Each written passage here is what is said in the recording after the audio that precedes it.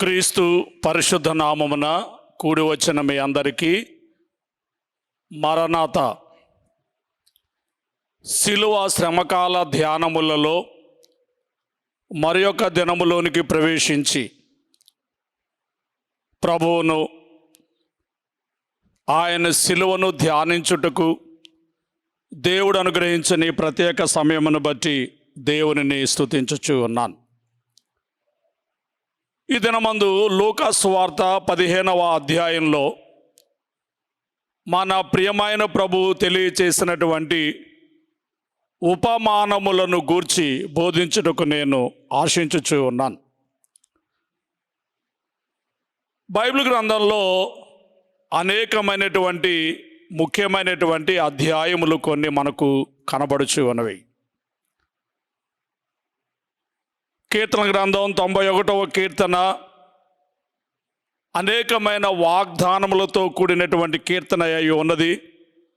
అనేక వాగ్దానములు అందులో మనకు కనబడుచు ఉన్నవి. యెషయా గ్రంథము 53వ అధ్యాయము అది కల్వరి అధ్యాయముగా మనకు కనబడుచు ఉన్నది. కొరింథీయులకు రాసినటువంటి మొదటి పత్రికలోని 13వ అధ్యాయము ప్రేమ అధ్యాయముగా మనము చూచుచున్నాము. అలాగే హెబ్రీయులకు రాసిన పత్రిక 11వ అధ్యాయాన్ని మనం చూస్తే విశ్వాస వీరుల అధ్యాయముగా ఆ అధ్యాయాన్ని మనం చూస్తున్నాం. లూకా సువార్త 15వ అధ్యాయంలో ఆయన చెప్పినటువంటి 3 ఉపమానములు మనకు కనబడుచు ఉన్నవి. ప్రియమైనటువంటి వాళ్ళరా గమనించండి, 3 ఉపమానములలో అనేకమైనటువంటి విషయములు వ్రాయబడి ఉన్నవి. వాటిలో ఉన్న మొదటి ఉపమానమును ఈరోజు మీకు అందించవలనని నేను ఆశించుచు ఉన్నాను. ఈ ఉపమానముల ద్వారా మారు మనసు యొక్క ఆవశ్యకతను దేవుడు తెలియపరచుచు ఉన్నాడు. మారు మనసు పొందిన పాపిని గూర్చినటువంటి సంతోషమును ఈ ఉపమానం ద్వారా ప్రభు తెలియచేయచ్చు ఉన్నాడు. ఈ ఉపమానముల ద్వారా దేవుని యొక్క ప్రేమ 2 పార్శ్వములు కనబడుచు ఉన్నవి. ఒకటి, దేవుడు ప్రేమ స్వరూపి, ఆయన మనల్ని ప్రేమించాడు కనుక మనము ఆయన మేపే గొర్రెలము, ఆయన మనకు కాపరి అయి ఉన్నాడు కనుక ఆయనే మనలను రక్షించేవాడు అనేటట్టుగా ఒక పార్శ్వం కనబడుతూ ఉంటే, ఇది మొదటి 2 ఉపమానాల్లో ఈ పార్శ్వం కనబడుతూ ఉంటే, దొరికే వరకు వెతికినటువంటి కాపరిగా ఆయన కనబడుతూ ఉంటే, తిరిగి వచ్చినటువంటి తప్పు తెలుసుకొని తిరిగి వచ్చినటువంటి కుమారుని చేర్చుకున్నటువంటి తండ్రి ప్రేమ, మనము దేవుని వైపు తిరిగితే దేవుని మన వైపు తిరుగుతాడనే 2వ పార్శ్వము ఈ యొక్క ఉపమానముల ద్వారా మనకు కనబడుచు ఉన్నది. గ్రహించవలసినదిగా నేను మీకు తెలియచేయచ్చు ఉన్నాను. వీటిని గూర్చి మనం ధ్యానం చేయడానికి గాను లూకా సువార్త 15వ అధ్యాయము 3వ వచనము నుండి 7వ వచనం వరకు చదివి ఈ మొదటి ఉపమానములో ఉన్న భావమును క్లుప్తముగా ధ్యానించి మరి ప్రభువును స్తుతించుదాము. ఆ లూకా సువార్త 15వ అధ్యాయం 3వ వచనము నుండి, అందుకు ఆయన వారితో ఈ ఉపమానము చెప్పెను, మీలో ఏ మనుష్యునికైనను 100 గొర్రెలు కలిగి ఉండగా వాటిలో ఒకటి తప్పిపోయిన ఎడల అతడు 99 అడవిలో విడిచిపెట్టి తప్పిపోయినది దొరుకు వరకు దానిని వెదక వెళ్ళడా? అది దొరికినప్పుడు సంతోషముతో దాన్ని తన భుజముల మీద వేసుకుని ఇంటికి వచ్చి తన స్నేహితులను పొరుగు వారిని పిలిచి, మీరు నాతో కూడా సంతోషించుడి, తప్పిపోయిన నా గొర్రె దొరికినదని వారితో చెప్పును కదా. అటువలే మారు మనసు అక్కర్లేని 99 మంది నీతిమంతుల విషయమై కలుగు సంతోషం కంటే మారు మనసు పొందు ఒక్క పాపి విషయమై పరలోకమందు ఎక్కువ సంతోషము కలుగును. దేవునికి మహిమ కలుగును గాక. ఆమెన్. ప్రియమైనటువంటి వాళ్ళరా, యేసు ప్రభువు చెప్పినటువంటి ఉపమానములు లేకుండా ఆయన బోధించలేదు అని లేఖనములలో మనము చూచుచూ ఉన్నాము. ఇక్కడ ముఖ్యంగా ఈ 15వ అధ్యాయంలో ఉన్నటువంటి ఈ ఉపమానములలో నుండి మారు మనసు యొక్క ఆవశ్యకతను దేవుడు ప్రత్యేకంగా తెలియచేయచ్చు ఉన్నాడు. ఈ మారు మనసు పొందిన పాపిని గూర్చి పరలోకంలో ఎంత గొప్ప సంతోషము కలుగునో ఆయన తెలియచేయచ్చు ఉన్నారు. ప్రియులారా, గమనించాలని మీకు మనవి చేస్తూ ఉన్నాను. ఈ యొక్క ఉపమానములలో దేవుని యొక్క ప్రేమ యొక్క రెండు పార్శ్వములు, రెండు భాగములు మనకు కనబడుచు ఉన్నవి. ఒకటి, ఆయనే మనలను వెదకి రక్షించుచున్నాడు అనే మాట. రెండు, మనము ఆయన వైపు తిరిగితే ఆయన మన వైపు తిరుగుతాడనేటటువంటి ప్రేమ రెండవ పార్శ్వమును తప్పిపోయిన కుమారుని చరిత్ర ద్వారా మనము తెలుసుకుంటూ ఉన్నాం.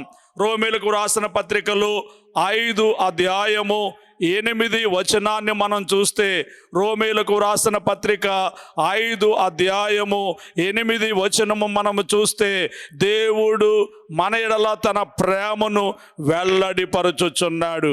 ఎట్లనగా, మనమింకను పాపులమై ఉండగానే క్రీస్తు మన కొరకు చనిపోయాను. 7వ వచనములో, నీతిమంతుని కొరకు సైతము ఒకడు చనిపోవుట అరుదు, మంచివాని కొరకు ఎవడైనా ఒకవేళ చనిపోవ తెగింపవచ్చును. అయితే దేవుడు మనడల తన ప్రేమను వెల్లడిపరచుచున్నాడు. ఎట్లనగా, మనమింకను పాపులమై ఉండగానే క్రీస్తు మన కొరకు చనిపోయెను. దేవునికి స్తుతి కలుగును గాక. ఆమేన్. మంచివాని కొరకు నొకడు మరణమందు టారుదుగా, మంచివాని కొరకు నొకడు మరణమందు టారుదుగా, అంచితమగు ప్రేమ చేత మించి గాయము లొందినా, యేసురాజా నీదు ప్రేమ ఎన్న తరము కాదయా, పాపినైన నన్ను బ్రోవా నీదు ప్రాణ మీడితివా. మంచివాని కొరకు ఒకడు మరణము పొందడు, కానీ ఇంకా మనము పాపులమై ఉండగానే క్రీస్తు మన కొరకు చనిపోయినని రోమా పత్రికలో రోమా సంఘమునకు పౌలు గారు తెలియచేయచ్చు ఉన్నట్టుగా, ఈ లూకాసు వార్త 15వ అధ్యాయం మొదటి ఉపమానములో 100 గొర్రెలు కలిగినటువంటి ఆ యొక్క కాపరి ఒక గొర్రె అడవిలో తప్పిపోయినప్పుడు లేక అడవిలో ఆగిపోయినప్పుడు కలిగేటటువంటి మేతను బట్టి కానీ మరి పరిస్థితులను బట్టి కానీ ఆ గొర్రె తప్పిపోయినప్పుడు మిగిలిన 99 గొర్రెలను విడిచిపెట్టి ఎలాగు తప్పిపోయిన దానిని వెతకడానికి వెళతాడు. ఇక్కడ ఈ మాటలు మనకు కనబడుచు ఉన్నవి. క్లుప్తంగా మనం ధ్యానం చేసినప్పుడు మనుష్యులు, ఇక్కడ గొర్రె కాపరి రెండు కనబడుచు ఉన్నవి.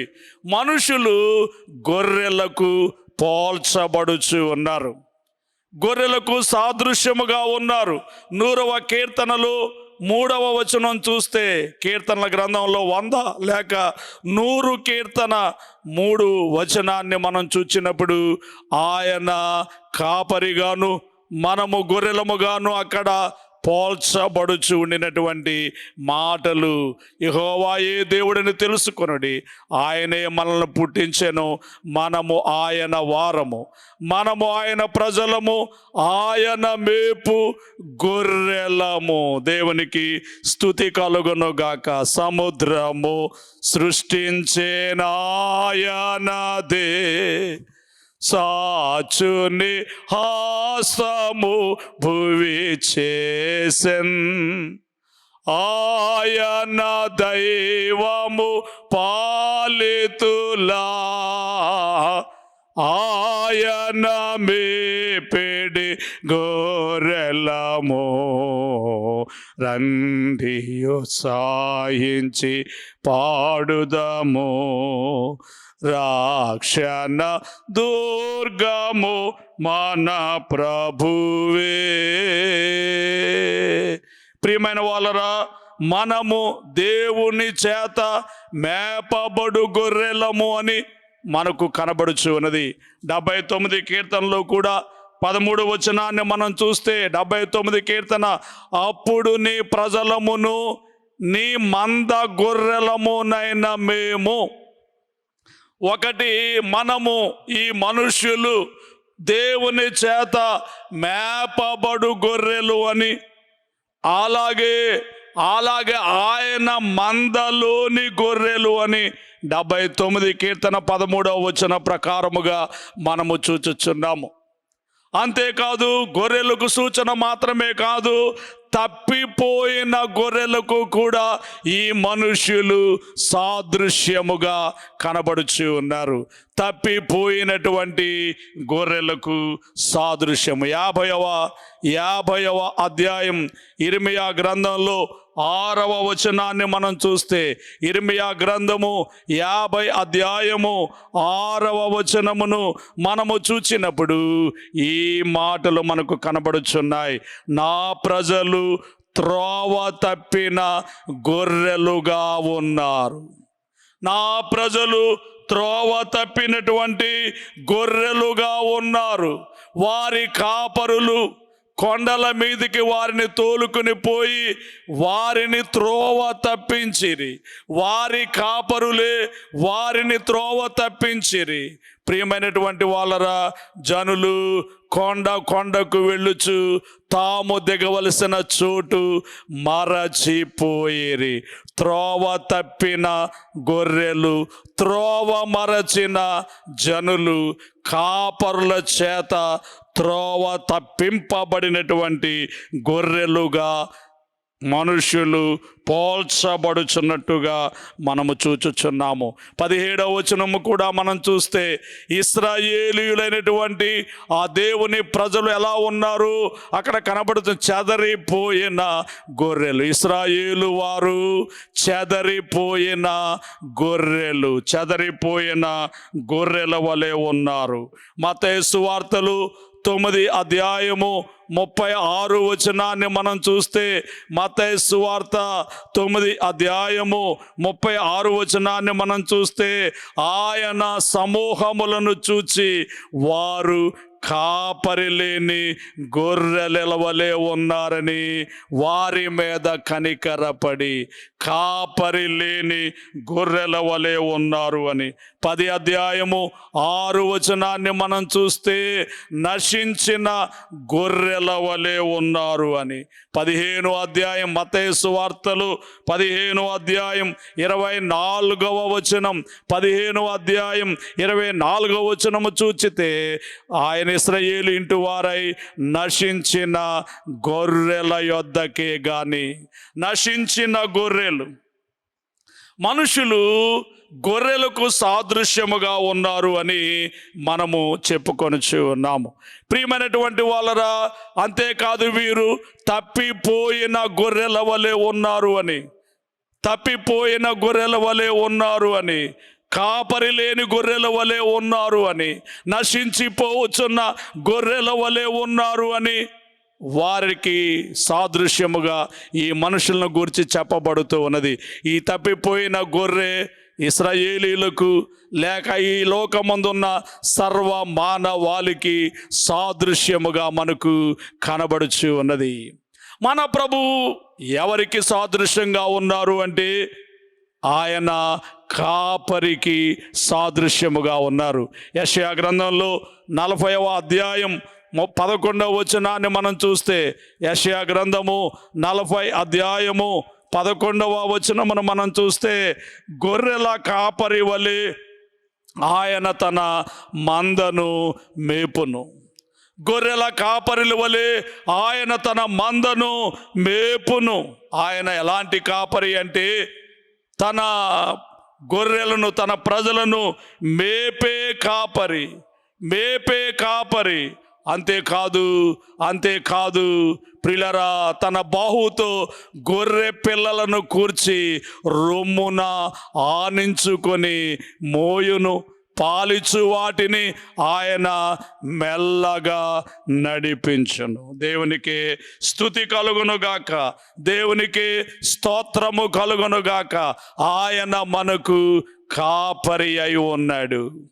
మేపే కాపరి, మోసే కాపరి, నడిపించే కాపరి. 3 విషయములను ఇక్కడ యెషయా ప్రవచించుచు ఉన్నారు. గొర్రెల కాపరుల వలె ఆయన తన మందను మేపును, మేపేటటువంటి కాపరిగా ఆయన ఉన్నాడు. 2, తన బాహుతో గొర్రె పిల్లను కూర్చి రొమ్మున ఆనించుకొని మోసే కాపరిగా ఆయన ఉన్నాడు. 3వదిగా పాలిచ్చు వాటిని ఆయన మెల్లగా నడిపించేటటువంటి కాపరి వలె ఉన్నాడు అనేటటువంటి మాటలను మనము చూచుచున్నాము. మేపు కాపరి, మోసేటటువంటి కాపరి.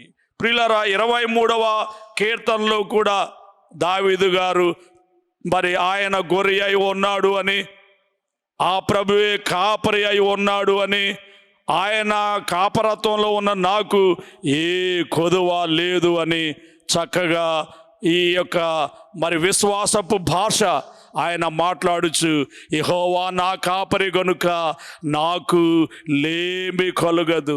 పచ్చిక గల చోట్లను ఆయన నన్ను పరుండజేయుచున్నాడు. శాంతికరమైన జలముల యొద్ద నన్ను నడిపించుచున్నాడు. నా ప్రాణమునకు ఆయన సేద తీర్చుచున్నాడు.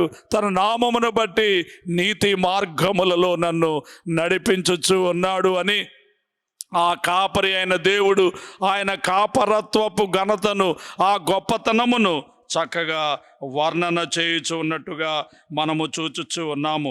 23వ కీర్తన 1-2 వచనాలను బట్టి ఆయన మనలను కాపాడే కాపరి అని, సమృద్ధిలోనికి నడిపించే కాపరి అని మనం చూస్తున్నాం. దైవజనుడు దేవదాసయ్య గారు కూడా 23వ కీర్తన మీద వ్రాసినటువంటి పాట, నాకేమి కొదువా నాదుడుండా అని వ్రాస్తూ, తన్నివి తీరన్ మేళ్ళను భావింప నన్ను సదా మేళ్ళనెడి పాచిక నది మృదువుగా పండు కొనా చేయును గనుక నాకేమి కొదువా నాదుడుండా. ఎంత శోధన ఎండాయున్నా నాకు, ఎంతకు నోరి గరదెప్పుడు శాంత జలములు నా చెంతనేయుండున్ గనుక నాకేమి కొదువా నాదుడుండా. తప్పిపోయిన నన్ దారింబెట్టి ఇక తప్పిపోయిన నన్ దారింబెట్టి తెప్పరిల్లా చేసి నాకు తీర్చు నలసటను నా తప్పు మన్నించున్ గనుక నాకేమి కొదువా నాదుడుండా. ఇక నాకేమి కొదువా నాదుడుండా. ఆయన మేపే కాపరి, మనలను మోసే కాపరి, మనలను నడిపించే కాపరి, సమృద్ధిలోనికి, కొదువ లేని స్థితిలోనికి, లేమి లేని స్థితిలోనికి నడిపించేటటువంటి కాపరి. తప్పిపోయిన మనలను మంచి దారిలోనికి నడిపించేటటువంటి కాపరి. హెబ్రీయులకు రాసినటువంటి పత్రిక 13వ అధ్యాయము 20వ వచనం ప్రకారము గొర్రెల గొప్ప కాపరి అనే మాట మనం చూస్తున్నాం. పేతురు రాసినటువంటి మొదటి పత్రిక ప్రకారం 2వ అధ్యాయం 25వ వచనం ప్రకారంగా ఆత్మల కాపరి అను మాట మనం చూస్తున్నాం. పేతురు రాసినటువంటి మొదటి పత్రిక 5వ అధ్యాయము 4వ వచనం ప్రకారము ప్రధాన కాపరి అనే మాట చూచుచున్నాము. అన్నిటికీ మించి యోహాను సువార్తలు 10వ అధ్యాయము 11వ వచనాన్ని మనం చూస్తే ఓ చక్కని మాట మనకు కనబడుచు ఉన్నది. 10వ అధ్యాయము 11వ వచనములో నేను గొర్రెలకు మంచి కాపరిని, గొర్రెలకు మంచి కాపరిని. మంచి కాపరి గొర్రెల కొరకు ప్రాణము పెట్టును. మంచి కాపరి గొర్రెల కొరకు తన ప్రాణము పెట్టును. ప్రాణము పెట్టేటటువంటి కాపరి. ప్రస్తుతం మనం చదువుకున్నటువంటి ఉపమానములు 99 మంది గొర్రెలను, ఆ 99 గొర్రెలను విడిచిపెట్టి తప్పిపోయిన గొర్రెను వెదుకుచున్న కాపరి, ఆ గొర్రె కొరకు మరి వెదుకుచు ఉన్నటువంటి కాపరి, ఆ గొర్రె కొరకు ప్రాణము పెట్టడానికి కూడా వెదుకుచు ఉండినటువంటి కాపరిగా మనము ఆయనను చూచుచు ఉన్నాము. ఎందుకు ఆయన వెదుకుచూ ఉన్నాడు? 50వ అధ్యాయం 17వ వచనంలో మనం చూస్తే ఇర్మియా గ్రంథము 50 అధ్యాయము 17 వచనమును మనము చూసినట్లయితే అక్కడ ఒక మాట మనకు కనబడుచు ఉన్నది. చూడండి, 50వ అధ్యాయము 17వ వచనము ఇర్మియా గ్రంథమును మనం పరిశీలించినప్పుడు చూడండి, ఇశ్రాయేలు వారు చెదరిపోయిన గొర్రెలు, సింహములు వారిని తొలగగొట్టెను. సింహములు వారిని తొలగగొట్టెను. గొర్రె వంటి మనుష్యుడు తప్పిపోతే సింహములు వాటిని తొలగగొడతాయి. ఎవరి సింహము అంటే సాతాను అనబడు సింహము. పేతురు రాసినటువంటి మొదటి పత్రికలో 5వ అధ్యాయములో 8వ వచనములో పేతురు గారు ఈ హెచ్చరికను చేస్తూ ఉన్నాడు. నిబ్బరమైన బుద్ధి గలవారై మెలకుగా ఉండుడి, మీ విరోధి అయిన అపవాది గర్జించు సింహము వలె ఎవరిని మింగుదునాని వెదుకుచు తిరుగుచు ఉన్నాడు. కాబట్టి గర్జించు సింహం వలె వెదుకుచు తిరుగుచున్న సాతాను చేతుల నుండి తప్పిపోయిన ఈ గొర్రెను రక్షించవలెను కనుక మంచి కాపరి అయిన దేవుడు, ప్రాణము పెట్టే కాపరి అయిన దేవుడు, ప్రధాన కాపరి అయిన దేవుడు, గొర్రెల గొప్ప కాపరి అయిన దేవుడు, కాపాడే కాపరి, నడిపించే కాపరి, మోసే కాపరి, మేపే కాపరి చేయుచున్న పని ఏమిటి అంటే వెదుకుచున్నాడు. 99 గొర్రెలను విడిచిపెట్టి తప్పిపోయిన గొర్రెను ఆయన వెదుకుచు ఉన్నాడు. ఇది ఒక అంశము. ఇక రెండవ అంశం ఏమిటంటే తప్పుడు బోధ చేసే తోడేళ్ళు. అడవిలో తప్పిపోయిన గొర్రెను సింహములు మరి వేటాడుతూ ఉంటే, భుజిస్తూ ఉంటే, అలాగే తోడేళ్ళు కూడా అలాగే క్రైస్తవ మరి లోకం అనేటటువంటి ఈ అడవిలో ఈ యొక్క తప్పిపోయిన గొర్రె వంటి మనుష్యులను తినివేసేటటువంటి తోడేళ్ళు కూడా మనకు కనబడుచు ఉన్నవి. అపోస్తుల కార్యములు 20వ అధ్యాయం 28వ వచనములో పౌలు గారు ఆ భయాన్ని వ్యక్తపరుస్తూ ఉన్నాడు. 28లో దేవుడు తన స్వరక్తమిచ్చి సంపాదించిన తన సంఘమును కాయుటకు పరిశుద్ధాత్మ మిమ్మును దేని యందు అధ్యక్షులుగా ఉంచెను. ఆ యావత్ మందును గూర్చియు మీ మట్టుకు మిమ్మును గూర్చియు జాగ్రత్తగా ఉండుడి. నేను వెళ్ళిపోయిన తరువాత క్రూరమైన తోడేళ్ళు మీలో ప్రవేశించునని నాకు తెలియను. వారు మందను కనికరింపరు.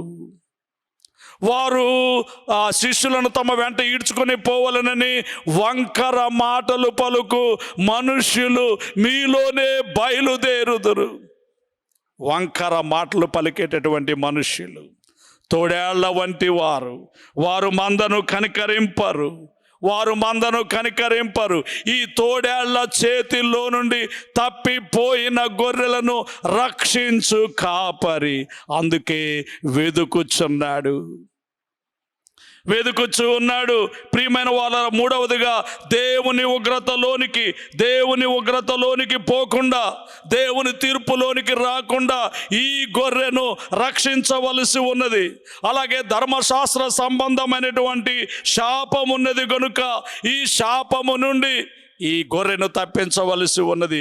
గర్జించు సింహమైన సాతాను నుండి, తప్పుడు బోధలు చేసే తోడేళ్ల నుండి, దేవుని తీర్పు ఉగ్రతలోనికి రాకుండా నిమిత్తం, ధర్మశాస్త్రమే సంబంధమైన శాపము రాకుండా నిమిత్తం, ఈ 4 వైపుల నుండి వచ్చే శిక్షను గ్రహింపని గొర్రె వలె తప్పిపోవచ్చున్న ఈ మనుష్యులను రక్షించుటకే దేవుని కుమారుడు, మనుష్య కుమారుడు ఈ లోకమునకు వచ్చెను అన్నమాట. లూకాసు వార్తలు 19వ అధ్యాయంలో 11వ వచనాన్ని మనం చూస్తే, నశించిన దానిని వెదకి రక్షించుటకే మనుష్య కుమారుడు ఈ లోకమునకు వచ్చాను. నశించిపోవచ్చున్న జనాంగమును రక్షించేటటువంటి ఆత్మల కాపరి, జక్కయ్యను రక్షించినటువంటి ఆత్మల కాపరి తాను ఉన్న ఆ ప్రదేశమునకే వెళ్ళి అతనిని వెదికి జక్కయ్య త్వరగా దిగుము, నేడు నీ ఇంటికి రక్షణ వచ్చింది అంటూ తన ఇంటికి వెళ్ళి ఆ గొప్ప రక్షణను అనుగ్రహించినటువంటి గొప్ప కాపరి, ప్రధాన కాపరి, ప్రాణము పెట్టేటటువంటి కాపరి. ఆ కాపరికి ఆ గొర్రె దొరకగానే భుజమున వేసుకొని సంతోషముతో ఇంటికి తిరిగి వచ్చి అందరిని పిలిచి, ఇదిగో తప్పిపోయిన గొర్రె దొరికినదని సంతోషించుచున్నటువంటి కాపరి. నశించిన దానిని వెదకి రక్షించడానికై ఈ భూలోకమునకు వచ్చిన ఆ కాపరి రక్షింపబడినటువంటి ఆ గొర్రెను చూచి భుజమున పెట్టి మోసుకొని వచ్చుచు ఆనందించుచున్న కాపరిగా ఆయన ఉన్నారు. కాబట్టి దేవుని పిల్లలమైన మనందరము ఆయన కాపరత్వములు, ఆయన మేపే గొర్రెలముగా, ఆయన త్రోవలో నడిపించబడేటటువంటి గొర్రెలంగా మనం సాగిపోదాం. దైవజనులు దేవదాసయ్య గారు నాకేమి కొదువు అని వ్రాస్తూ చివరిగా ఈ మాట చెబుతూ ఉన్నారు.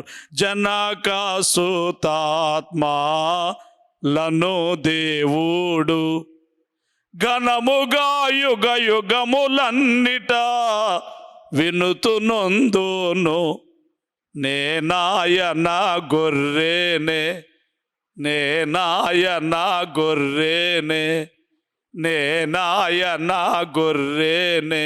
గనుక నాకేమీ కొదువా నాదుడుండా. నేనాయన గొర్రెనే. దేవుని పిల్లలమైన మనం ఆయన చేత నడిపింపబడు గొర్రెలముగా సాగిపోదాం. దేవుడి మాటలు మీ హృదయములలో భద్రము చేయును గాక. ఆమెన్. తండ్రి మీకు స్తుతి. మమ్మను రక్షించే కాపరిగా, మమ్మను మేపే కాపరిగా, మోసే కాపరిగా, ఆత్మల కాపరిగా, ప్రాణము పెట్టు కాపరిగా మా నిమిత్తము ఈ భూలోకమునకు వచ్చి మా నిమిత్తమై సిలువలో యజ్ఞమైపోయిన దేవా మీకు స్తుతి. మేము మీ చేత నడిపింపబడు గొర్రెలముగా, మీ మందలోని గొర్రెలముగా ప్రభువా సాగిపోటుకు మాకు సహాయించి, నేను ఆయన గొర్రెనే అని మీ మందలో మీ చేత మేపబడు గొర్రెల వలె ఉండి ప్రభువా రేపు తీర్పు దినమందు కుడివైపున ఉన్న గొర్రెలను చూచి నా తండ్రి చేత ఆశీర్వదింపబడిన వారలారా అన్నట్లుగా అట్టి గుంపులోనికి మేము చేరి మీ చేత దీవెన పొందుకోగలిగిన భాగ్యము, ధన్యత, దీవెన మాకు దయచేసి కృపలో భద్రపరచుమని, ప్రార్థనకు నెరవేర్పిమ్మని, ఘనత కీర్తి పొందుమని యేసుక్రీస్తు నామంలో వేడుకొనుచున్నాము తండ్రి. ఆమెన్. పరలోకమందున్న మా తండ్రి, మీ నామం పరిశుద్ధపరచబడును గాక, మీ రాజ్యం వచ్చును గాక, మీ చిత్తం పరలోకమందు నెరవేరుచున్నట్లు భూమి యందు నెరవేరును గాక. మా అనుదినాన్ని మాకు దయచేయము. మళ్ళీ అపరాధములు చేసిన వారిని మేము క్షమించున్న ప్రకారం అపరాధాలను క్షమించుము. మామను శోధనను తేకుము, కిన్నును తప్పించుము. రాజ్యము, శక్తి, మహిమ నిరంతరము నీవే ఉన్నవి. ఆమెన్. ప్రభు యేసు రక్తమునకు జయము, అపవాదికులకు లయము. ప్రభు యేసు రక్తమునకు జయము, అపవాదికులకు లయము. ప్రభు యేసు రక్తమునకు సంపూర్ణ విజయం, అపవాదికులకు అనంతకాల నాశనం. హల్లెలూయా, హల్లెలూయా, హల్లెలూయా. స్తోత్రం, స్తోత్రం, స్తోత్రం. Amen, amen, amen. మన తండ్రి అయిన దేవుని యొక్క ప్రేమ, రక్షకుడైన యేసుక్రీస్తు వారి యొక్క కృప, సహాయకుడుగా ఆత్మ తండ్రి అన్యోన్య సహవాసము కూడి వచ్చిన మన ఎల్లరకును ఆయన్ని వెంబడించు వారందరికీ తోడై ఉండును గాక. ఆమెన్. మరణాత.